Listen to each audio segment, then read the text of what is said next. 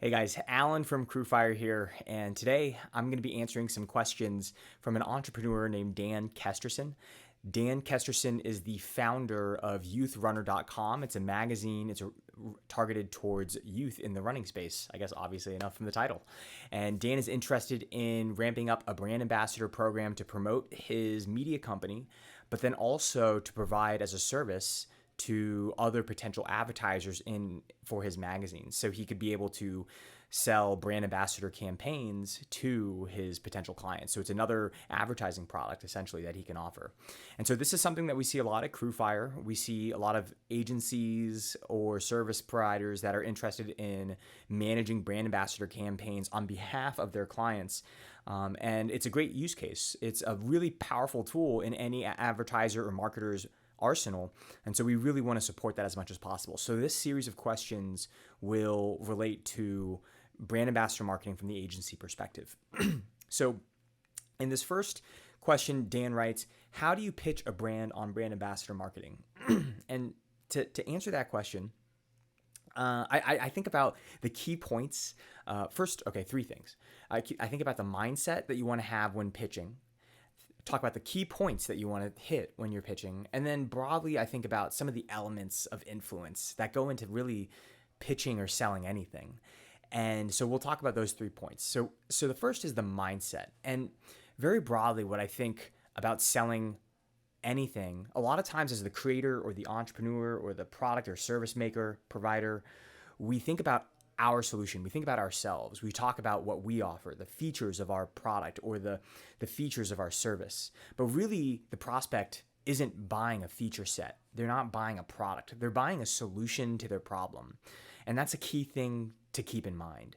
They're really buying a concept or an idea of growth, an idea of less stress or less overwhelm, an easier workflow, or impressing their boss. They're selling a concept. And so you want to think about that. You want to go into any sort of proposal or presentation or even copywriting session. You want to think about, we want to go into any pitch thinking not about what I want to sell, but what solution does the prospect need to find in order to feel that you are the right option.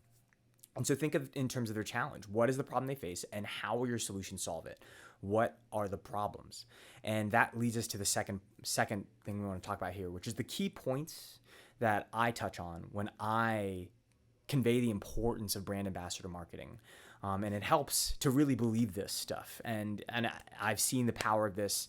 And I've seen the frustration that brands have trying to stand out on social media. They're very real pains, and brand ambassador marketing is a very real solution to the pain. And so keep that in mind. You're not trying to market or sell something to try and trick someone. You're genuinely like offering a service, or in our case, offering a product that provides value, that solves this very real problem that they feel. And so key thing first is the pain point. Your target demographic lives on social. They agree with that. They live on Facebook, Instagram, Twitter, YouTube, TikTok. They're really not on traditional media as much. So social media, the way to go. But on social, the social platforms are monetizing now, and so they're squeezing the brands for everything that they're worth, right? So we all know that organic reach is plummeting. There was a bait and switch there where Facebook pages and Instagram brands, but you built up your whole following, and then Facebook just like kills you in the algorithm. So organic reach is plummeting. PPC traffic is getting more and more competitive. Back in 2013, 2014, you could buy clicks for pennies on the dollar and just kill it. And now as everyone rushes to social paid traffic, and it's an auction system for these clicks, the cost of those clicks is getting more and more expensive. You have to become more and more sophisticated with bigger and bigger budgets and more optimizations and testing and creative investment.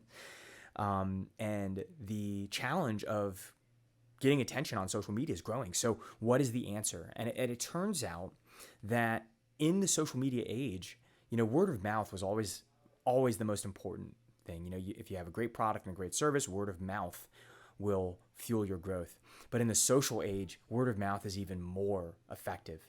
And And so think about, how do you inspire word of mouth? How do you control the levers of word of mouth? How do you mobilize your customers, your audience, your fans um, to share your content for you, promote your offers for you? Um, it's word of mouth that is truly the native form of advertising that belongs on social media. So those are the key points I would think about. The pain, target demographic lives on social, organic reach is plummeting, bids for PPC is getting more competitive, and then the solution is word of mouth, and brand ambassador marketing is the lever for word of mouth. So those are the key points. And as I communicate that, a few key things. One is it helps to have a portfolio of the results that you've driven for other brands. So you see, we do this on CrewFire. If you go to crewfire.com, the first link in the top left-hand corner and throughout most of our pages is we're putting front and center the case study and the case studies that we're developing with some of the standout brands on CrewFire, including PragerU to start. And I have another one in the oven right now with one of our great customers named Mike Knopping from Party Group Productions, and how they've been able to generate hundreds of thousands of social media posts and tens of millions of social media impressions using a relatively small team and a small program of brand ambassadors. So I would showcase a portfolio of the results you've driven for other brands, and then just have that in a concise package to share with your prospects. Last but not least, I want to touch on the elements of influence that you're going to use in order to sell really anything, any product or any service. There's a great book called Influence by Robert Cialdini or Cialdini. It's a classic book. I think it's I don't even know. I don't even want to venture a guess. I think it's decades old now. 1980s, 1990s it was written.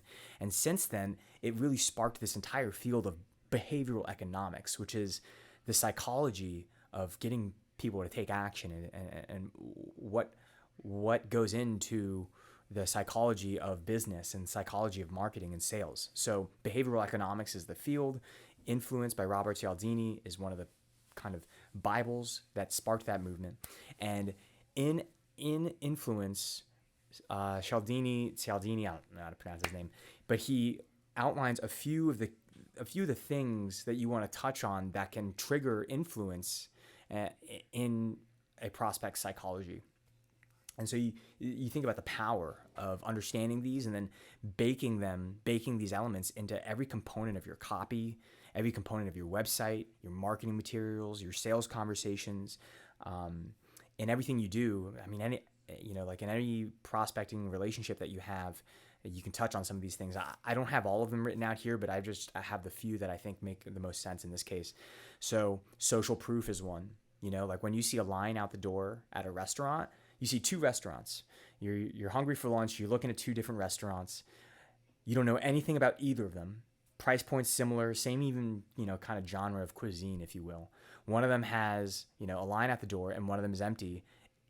You don't need to know anything else except that there is that line there, and this is this happens to us all the time. So social proof, seeing that other people are using you, are using your product or service. So in this case, you want to put logos. You want to put quotes, you want to put testimonials, you want to put case studies. Social proof socializes your offer, socializes you, makes you a lower risk investment. Second would be scarcity. So in this case, you could say something along, this is where you see, offers on some of these internet marketing sites sometimes where it's only for a limited time offer. Like you see a countdown timer, it's like 23 hours left. Or you see this offer is only extended for the first 10 people, or the offer's ongoing, but we're going to give dedicated 45-minute onboarding sessions to the first 10 people that respond to this offer. So in your case, I could say you can only handle so much clientele at a time. You're sending this offer out to various different people, but you only have bandwidth, and your team only has bandwidth for maybe 3 clients at a time. And so they need to act quickly in order to lock in one of those positions. So scarcity. Another would be liking. You need to understand, your prospects need to know, like, and trust you as a seller. And so they have to resonate with you and like you and connect with you. So you have to convey personality somewhere. If you can do that in your writing, that's great. If you can do that in a sales call, that's great. If you can do that on video, that's great. And that is a huge reason why I'm recording these videos, is so that people that are interested in CrewFire, brand ambassador marketing, they can become familiar with me, with Alan, and you become the charismatic leader, the charismatic seller that the people build a relationship with, and then eventually feel comfortable enough to invest in. And so that's liking. Fourth would be reciprocity. And so this is where we feel an impulse to reciprocate when we feel that someone has done something good for us. So if you can send a small free gift or a free resource or any little thoughtful gesture that you can do with a prospect while they're considering you, it goes a long way in building and establishing a relationship, a reciprocity-based relationship, and a sense of liking and a sense of trust. So reciprocity can play a role in your pitch to brands.